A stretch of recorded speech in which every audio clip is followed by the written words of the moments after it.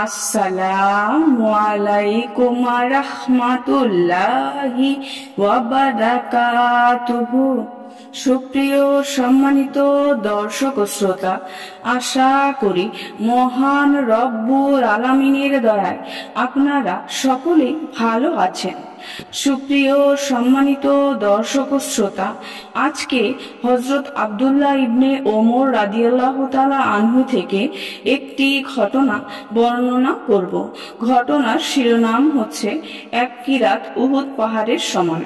সুপ্রিয় সম্মানিত দর্শক ও শ্রোতা, আপনাদের নিকট অনুরোধ থাকবে ঘটনাটি শেষ পর্যন্ত শোনার।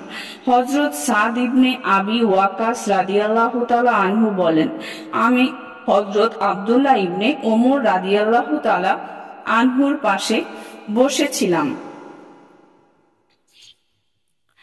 এমন সময় সামনের দিক থেকে হযরত খাব্বাব রাদিয়াল্লাহু তাআলা আনহু এসে বললেন, হে ইবনে ওমর, আপনি কি হযরত আবু হুরায়রা রাদিয়াল্লাহু তাআলা আনহুর বর্ণিত এ হাদিস শুনেছেন?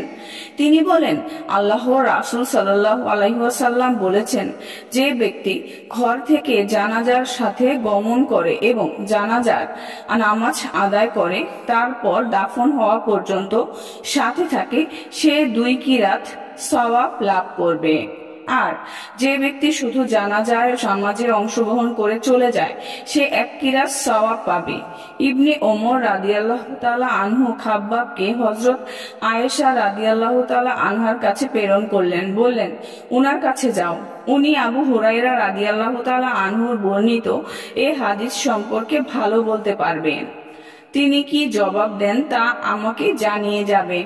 এরপর ইবনে ওমর রাদিয়াল্লাহু তাআলা আনহু এক মুঠো মাটি হাতে নিয়ে নাড়াচাড়া করতে লাগলেন। খাব্বাব ফিরে এসে বললেন, আবু হুরায়রা রাদিয়াল্লাহু তাআলা আনহু কর্তৃক বর্ণিত হাদিসটি সঠিক। ইবনে ওমর রাদিয়াল্লাহু তাআলা আনহু হাতের মাটিতে ছুঁড়ে ফেলে বললেন, তবে তো আমি বহু কিরাত সওয়াব থেকে মাহরুম হয়ে গেছি। হাকিমের বর্ণনায় উপরিউক্ত হাদিসে আবু হুরায়রা জাবানিতে এ কথাও রয়েছে যে তিনি বলেন, আমি জমি জিরাতে কাজ করতাম না, ব্যবসা করতাম না, বাজারে গমন করতাম না, কেননা এসব করা হলে আল্লাহর রাসূল সাল্লাল্লাহু আলাইহি ওয়াসাল্লামের সংস্পর্শ থেকে দূরে যেতে হবে। আমি চাইতাম আল্লাহর রাসূল সাল্লাল্লাহু আলাইহি ওয়াসাল্লাম আমাকে কিছু শেখাবেন এবং আমার মুখে 1 লোকমা খাদ্য দিবেন।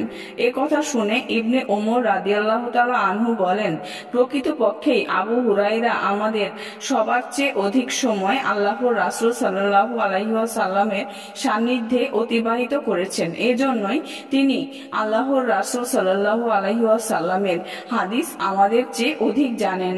সুপ্রিয় সম্মানিত দর্শক ও শ্রোতা, আজকের ঘটনাটি এই পর্যন্তই। ঘটনাটি যদি ভালো লেগে থাকে অবশ্যই চ্যানেলটি সাবস্ক্রাইব করবেন, লাইক করবেন, কমেন্ট করবেন এবং বেশি বেশি শেয়ার করে দিবেন। সবাই ভালো থাকবেন। আল্লাহ হাফেজ।